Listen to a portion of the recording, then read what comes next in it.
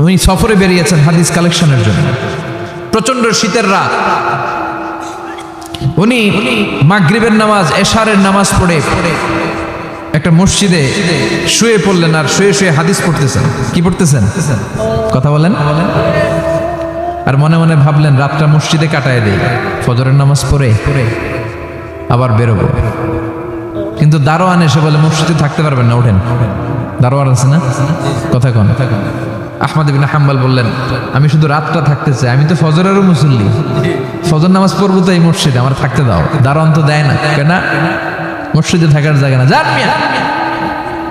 উনি যে আহমদ ইবনে হাম্বল এটা চিনে নাই, থাকতে দেয় না। কি করবে এখন? উনি কাঁথা গুছিয়ে হাদিসের কিতাব নিয়ে কাঁধের মধ্যে ব্যাগ নিয়ে মসজিদ থেকে বের হয়ে গেলেন। কি আর করবেন, প্রচন্ড শীত, আর কাঁপতেছেন বুড়ো মানুষ। পথিমধ্যে দেখলেন বাজার, বাজার একজন খাব্বাজ, শাবুন খাব্বাজ, যুবক রুটি বিক্রেতা। সে রুটি বিক্রি করে, চুলার মধ্যে রুটি সেকে। সে যে সালাম দিল আসসালামু আলাইকুম, যুবক বলে ওয়ালাইকুম আসসালাম। আহমদ ইবনে হাম্বল বলে যুবক আমার যাওয়ার জায়গা নেই, সফরে বেরিয়েছি, খুব শীতে কষ্ট পাচ্ছি, রাতে যদি তোমার এই চুলা থেকে একটু আগুন পোহাই কোনো সমস্যা? যুবক বলে না না সমস্যা না, হালান ওয়া সাহালান, খোশ আমদেদ, আসেন আসেন, আপনি আগুন পোহাইলে আমার সমস্যা কি? সুবহানাল্লাহ পড়েন। আল্লাহ শুকরিয়া করে উনি বসলেন আর আগুন পোহাচ্ছেন। আর খেয়াল করলেন যুবক রুটি বানায় আর পরে আস্তাগফিরুল্লাহ, রুটির দলা বানায় পরে আস্তাগফিরুল্লাহ, খামির বানায় আর পরে আস্তাগফিরুল্লাহ, রুটি নিয়ে উনুনের ভিতরে চুলার ভিতরে সেকা দেয় আর পরে আস্তাগফিরুল্লাহ। দোকানদারের কাছে কেউ আসলেই সে রুটি দেয় আর পরে আস্তাগফিরুল্লাহ। ক্রেতার কাছ থেকে টাকা নিয়ে ক্যাশ বক্সে রাখে আর কি পড়ে, আবার রুটি বানানো শুরু করে আর কি পড়ে, খালি এইটাই পড়তেছে। ইমাম আহমদ ইবনে হাম্বল তো অবাক, কিরে এটা আবার কেমন যুবক, খালি আস্তাগফিরুল্লাহ। উনি প্রশ্ন করলেন যুবক ঘটনা কি? আসার পর থেকেই তোমার দেখতেছি তুমি রুটি বানাও, রুটি বিক্রি করো আর পড়ো আস্তাগফিরুল্লাহ, মালাকা ইয়া শাবাব। যুবক বলে আস্তাগফিরুল্লাহ আমার সবচেয়ে বেশি পছন্দের আমল, আমি সব সময় আঠার মতো ইস্তেগফারের সাথে লেগে থাকি আর সব সময় পড়তে থাকি আস্তাগফিরুল্লাহ, আর এর বদৌলতে আল্লাহ আমারে মুস্তাজাবুদ দাওয়া বানিয়ে দিয়েছে। আহমদ ইবনে হাম্বল তো অবাক, আনতা মুস্তাজাবুদ দাওয়া, তুমি মুস্তাজাবুদ দাওয়া রুটিওয়ালা? আমি এত বছর হাদিস পড়াই, আমিও তো মুস্তাজাবুদ দাওয়া না, আর তুমি রুটি বেচো বাজারে, তুমি মুস্তাজাবুদ দাওয়া, তুমি দোয়া করলেই সব কবুল হয়ে যায়? যুবক বলে না আনা মুস্তাজাবুদ দাওয়া, আমি আমার জীবনে যত দোয়া করেছি কবুল করে নিয়েছে কে? সব দোয়া কবুল করে নিয়েছে আল্লাহ, একটা দোয়া ছাড়া। কয়টা? আহমদ ইবনে হাম্বলের কৌতূহল, কিউরিয়াসিটি আরো বেড়ে গেল। কি? সব দোয়া কবুল হয়েছে একটা দোয়া ছাড়া? মাযালিকা দোয়া ইয়া শাব, কি সেই দোয়া? যুবক এবার বলতে শুরু করলো আমার জীবনে যে দোয়াটা আল্লাহ কবুল করে নাই সেটা হচ্ছে আমি আল্লাহর কাছে অনেক চেয়েছি, অনেক দোয়া করেছি যে আল্লাহ শুনেছি এই জামানার সবচেয়ে বড় মুহাদ্দিস, তার নাম নাকি ইমাম আহমদ ইবনে হাম্বল, আল্লাহ তোমার কাছে আমার চাওয়া আমি যেন এই ইমাম আহমদ ইবনে হাম্বলের দেখে মরতে পারি, আমি যেন ইমাম আহমদ ইবনে হাম্বলের হাতে হাত রেখে মুসাফা করতে পারি আর তার কপালে একটা চুমু এঁকে দিতে পারি। আহমদ ইবনে হাম্বল আবেগপ্রবণ হয়ে গেলেন, চোখের পানি ছেড়ে দিলেন, বললেন যুবক তোমার এই দোয়াটাও কবুল হয়ে গিয়েছে। আহমদ ইবনে হাম্বলের দেখার সাক্ষাৎ পাওয়ার জন্য আহমদ ইবনে হাম্বলের বাড়িতে তোমার যাওয়ার দরকার নাই, আহমদ ইবনে হাম্বল তোমার দরবারে ছুটে এসেছে। আনা আহমদ ইবনে হাম্বল মুহাদ্দিসুদ দাহর, আমি নিজেই আহমদ ইবনে হাম্বল। যুবক চোখের পানি ছেড়ে দেয়, আহমদ ইবনে হাম্বল চোখের পানি ছেড়ে দেয়। যুবক চিৎকার মেরে ইমাম আহমদ ইবনে হাম্বলকে জড়িয়ে ধরে, হাতে হাত রেখে মুসাফা করে, কপালের মধ্যে চুমু খায় আর আল্লাহর শুকরিয়া করে বলে ও ইমাম আসলে এই দোয়াটাও আল্লাহ আজকে কবুল করে নিল। বিশ্বাস হয়? সবসময় ইস্তেগফার করলে আপনার দোয়াগুলোর এইভাবে কবুল করে নিবে কে? এই পাঁচটা জিনিস পাবেন সবসময় যদি ইস্তেগফারের সাথে লেগে থাকেন। রাজি আছেন তো? এই জন্য বিশ্বনবী সব সময় নামাজে সালাম ফেরানোর পরে পড়তেন আস্তাগফিরুল্লাহ। কি পড়তেন? তিনবার পড়তেন আস্তাগফিরুল্লাহ, আস্তাগফিরুল্লাহ, আস্তাগফিরুল্লাহ। পড়তে রাজি আছেন? ইস্তেগফারের অনেকগুলো আলফাজ আছে, সবচেয়ে ছোট ইস্তেগফার হচ্ছে এটা আস্তাগফিরুল্লাহ, আস্তাগফিরুল্লাহ। আরো আছে আস্তাগফিরুল্লাহ আল্লাযী লা ইলাহা ইল্লা হুয়াল হাইয়ুল কাইয়্যুম আতুবু ইলাইহি, বিষ্ণু বলেন এই ইস্তেগফারটা যদি কেউ পড়ে, আত-তাওয়াল্লি মিন ইয়াউমিজ যাহাফ, যুদ্ধের ময়দান থেকে পালিয়ে আসা কবিরা গুনাহ। কি গুনাহ? কাফেরদের সাথে যুদ্ধ, আমি তাগড়া যুবক, তলোয়ার নিয়ে নেমেছি, আমার দেহের এক ফোঁটা রক্ত থাকা পর্যন্ত আমি যুদ্ধ চালিয়ে যাব, আমি ফিরে আসতে পারবো না, আইনটা কার? ফিরে আসলে কবিরা গুনাহ। বিশ্বনবী বলেন যুদ্ধের ময়দান থেকে ফিরে এসেছে এরকম কবিরা গুনাহ অবলম্বনকারীও যদি আস্তাগফিরুল্লাহ আল্লাযী লা ইলাহা ইল্লা হুয়াল হাইয়ুল কাইয়্যুম ওয়া আতুবু ইলাইহি পড়ে, ওই কবিরা গুনাহকারীকেও ক্ষমা করে দিবে কে? পড়তে রাজি আছেন তো? আবার সাইয়েদনা আবু বকর বললেন, ইয়া রাসূলুল্লাহ আল্লিমনি দুআআন আদউ বিহি ফি সালাতি, এমন দোয়া আপনি আমারে শিক্ষা দেন যেই দোয়াটা আমি নামাজে পড়তে পারি। বিশ্বনবী বললেন পড়ো, আল্লাহুম্মা ইন্নী যালামতু নাফসি যুলমান কাসীরান ওয়া লা ইয়াগফিরুয যুনুবা ইল্লা আনতা ফাগফিরলি মাগফিরাতাম মিন ইনদিক ইন্নাকা আনতাল গফুরুর রহিম। সুবহানাল্লাহ পড়েন, এটাও ইস্তেগফার। আমরা এটার বলে দোয়া মাসুরা, সালাম ফেরানোর আগে পড়ি না? যেখানেই ক্ষমা চাওয়ার কথা আছে ওইটারই কি বলে? ইস্তেগফার। আল্লাহুম্মা ইন্নী যালামতু নাফসি, আল্লাহ জুলুম করেছি, যুলমান কাসীরা, অনেক জুলুম, ওয়ালা ইয়াগফিরুয যুনুবা ইল্লা আনতা, তুমি ছাড়া এই গুনাহ ক্ষমা করার তো কেউ নাই। ফাগফিরলি মাগফিরাতাম মিন ইনদিক, তোমার দয়ায় আমারে ক্ষমা করে দাও। ইন্নাকা আনতাল গফুরুর রহিম, তুমি হলা ক্ষমাশীল। ঠিক কি না? এটাও ইস্তেগফার, এটাও পড়বেন। আর এই সব ইস্তেগফারের শ্রেষ্ঠ ইস্তেগফারের নাম সাইয়্যিদুল ইস্তেগফার। যত ইস্তেগফার হতে পারে এর মধ্যে সবচেয়ে শ্রেষ্ঠতম ইস্তেগফার নাম কি? কথা কন। বুখারীর বর্ণনা, শাদ্দাদ ইবনে আউস রাদিয়াল্লাহু তাআলা আনহু বর্ণনা করেন, এই সাইয়্যিদুল ইস্তেগফার দিনের বেলা যে পড়বে ওই দিনে মারা গেলে সে জান্নাতি। এই সাইয়্যিদুল ইস্তেগফার রাতের বেলা যে পড়বে ওই রাতে যদি ইন্তেকাল হয় ওই লোকটা জান্নাতি।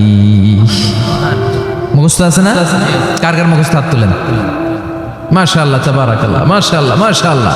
আর যাদের নাই তাদের হোমওয়ার্ক, তাদের আল্লাহুম্মা আনতা রাব্বি লা ইলাহা ইল্লা আনতা খালাকতানি ওয়া আনা আবদুক ওয়া আনা আলা আহদিকা ওয়া ওয়া'দিকা মাস্তাতা'তু আউযু বিকা মিন শাররি মা সানা'তু আবুউ লাকা বিনি'মাতিকা আলাইয়া ওয়া আবুউ লাকা বিযামবি ফাগফিরলি ফাইন্নাহু লা ইয়াগফিরুয যুনুবা ইল্লা আনতা। সুবহানাল্লাহ পড়েন। আজকে রাতে পড়ছেন, মারা গেলে জান্নাতি। চিল্লায় পড়েন আল্লাহু আকবার। এজন্য বিশ্বনবী বলেন আমার আগের গুনাহ মাফ, পরের গুনাহ মাফ, তারপরেও প্রতিদিন আমি 70 বার তওবা ইস্তেগফার পড়ি। আজকে থেকে পড়তে রাজি আছেন তো? বেশি বেশি ইস্তেগফার পড়া যাবে না?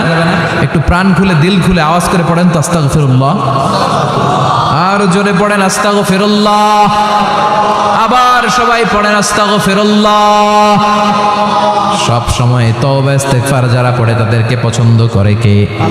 সব সময় জিকির করে করে জিহ্বাটারে যারা ভিজিয়ে রাখে তাদেরকেও পছন্দ করে কে? আল্লাহ বলেন ওয়াজকুর রাব্বাকা ফি নাফসিকা তাদাররুআন ওয়া খীফাতান ওয়া দুনাল জাহরি মিনাল কওলি বিল গুদুবি ওয়াল আসাল ওয়া লা তাকুম মিনাল গাফিলিন। সুবহানাল্লাহ পড়েন। আল্লাহ বলেন ওয়াজকুর রাব্বাকা ফি নাফসিক, আল্লাহরে মনে মনে ডাকো। তাদাররুআন ওয়া খীফা, আল্লাহর জিকির করতে আল্লাহ বলেছেন ফি নাফসিক। বুঝতেছেন না অর্থ? ফি নাফসিকা, মনে মনে আল্লাহর জিকিরটা করো। তাদাররুআন ওয়া খীফা, তাদাররুআন মানে বিনয়ের সাথে, with full of humility, submission and humbleness, বিনয়ের সাথে আল্লাহরে ডাকো। ওয়া খীফা, গোপনে গোপনে ডাকো। দুনাল জাহারি মিনাল কওল, চিৎকার চেঁচামেচি করে ডেকো না। কার কথা? আওয়াজ করে জিকির করো না। এই যে আমরা মাহফিলে লা ইলাহা ইল্লাল্লাহ জিকির করে, এটা তালিম। উদ্দেশ্য কি? তালিমের জন্য আওয়াজ করে জিকির জায়েজ আছে, কিন্তু ব্যক্তিগত জিকিরের যে ইবাদতটা এটা আস্তে আস্তে হইতে হবে, এটা ভদ্রভাবে হতে হবে, চিল্লাচিল্লি করে নয়। আবার তালিমের জিকির ওইটাও ভদ্রভাবে। ইন্নাল্লাহা জামিল ইউহিব্বুল জামাল, আমার আল্লাহ সুন্দর, আমার আল্লাহর জিকিরের মধ্যেও সৌন্দর্য আছে না নাই? কিন্তু এদেশে জিকিরের ভেতরে লাফালাফি আছে না নাই? বেশি না কম? কি বসেন বসেন, হ্যাঁ বসে যান তো, অনেক ধরনের আছে জিকির। হ্যাঁ বসেন বসেন, বসে যান।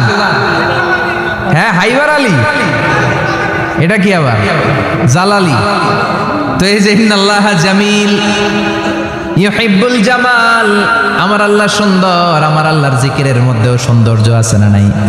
তালিমের উদ্দেশ্যে সবাই মিলে জিকির করা যায়, কিন্তু চিল্লাফাল্লা করা যাবে না, লাফালাফি করা যাবে না, মাথা ডানে বায়ে ঝুলানো যাবে না, ঠিক কি না?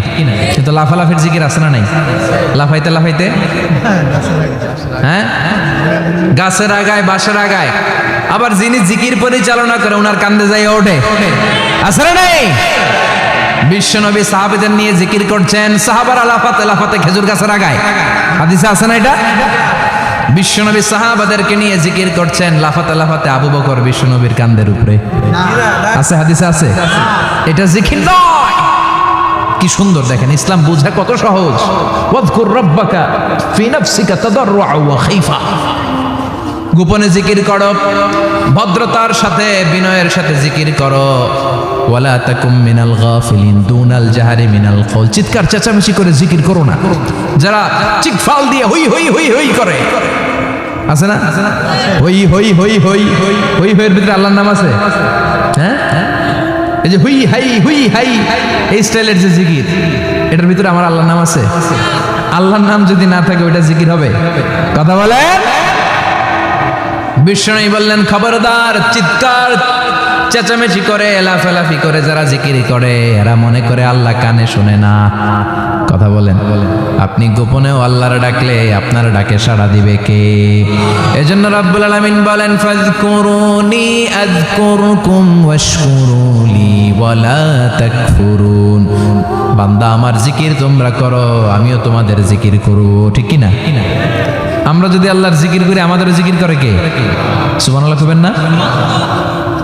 আমরা আল্লাহর জিকির করে, আল্লাহ নাকি আমাদের জিকির করে, জানো তো না কথা এটা?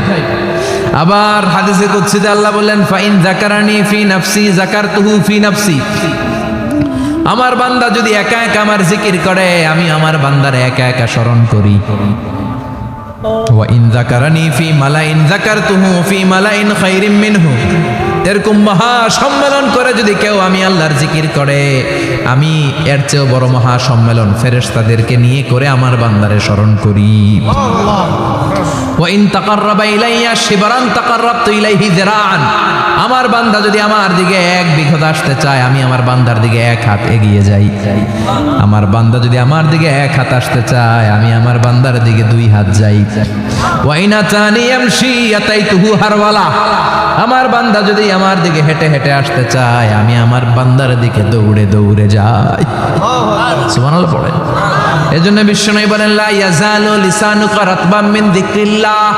আল্লাহর জিকির দিয়ে জিহ্বাটারে ভিজিয়ে রাখবা। কার কথা? চিল্লায় বলেন, কার কথা? সবসময় আল্লাহর জিকির করতে রাজি আছেন তো? সবচেয়ে শ্রেষ্ঠ জিকির বিশ্বনবী বললেন, আফদালু যিকরি লা ইলাহা লা ইলাহা লা ইলাহা ইল্লাল্লাহু মুহাম্মাদুর রাসূলুল্লাহ সাল্লাল্লাহু। সবচাইতে শ্রেষ্ঠ জিকির লা ইলাহা, এর চেয়ে শ্রেষ্ঠ জিকির আছে? কথা বলেন। বিশ্বনবী বললেন, মান ক্বালা লা ইলাহা ইল্লাল্লাহ সিদকান মিন কলবিহি, একনিষ্ঠতার সাথে অন্তর থেকে কেউ যদি জীবনে একবার বলে লা ইলাহা ইল্লাল্লাহ, দাখালাল জান্নাহ। তার যদি পাপ থাকে, অন্যায় থাকে, ওই পাপ আর অন্যায়ের শাস্তিগুলার পরে কোনো না কোনো দিন আমার ওই বান্দা জান্নাতে ঢুকবে। একবার যদি খালিসান মিন কলবিহি সে পড়ে লা ইলাহা ইল্লাল্লাহ, তার জন্য জান্নাতকে অবধারিত করে দিয়েছে কে? আবার এটার নাম আল্লাহ দিয়েছে কালিমায়ে। কথা বলেন। দারাবাল্লাহু মাসালান কালিমাতান তাইয়্যিবাতান কাশাজারাতিন